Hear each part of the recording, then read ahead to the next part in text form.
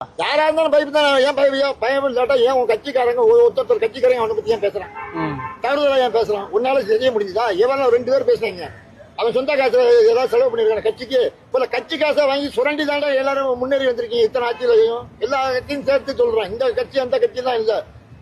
ஒரு கையில மண்ணு இன்னொரு கையில புழுதி, அவ்வளவுதான். இவன் சொந்த காசை செலவு பண்றான். இதை விமர்சிக்கிறீங்களாடா? அந்த விமர்சிக்கிறது கொஞ்சமாவது விமர்சிக்க ஒரு யோசனை வேணும். இன்னைக்குமே பெண்களை தொட்டுட்டா டேஞ்சர். நீ விஜயும் பெண்களையும் தப்பா பேசுறீங்கடா. அதுல உங்க கட்சி யோகியதை தெரிஞ்சு போச்சா? இன்னொரு மினிஸ்டர்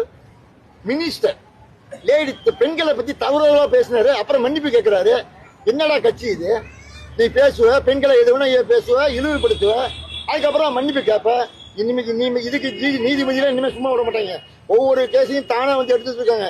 இனிமே தவறுதலா பேசினா நீதிமன்றமே பெண்களை பத்தி யார் பேசினாலும் சரி, பெண்களை பத்தி தவறா பேசினால் நீதிமன்றமே வழக்கு தொடர்ற மாதிரி வரும் இனிமே.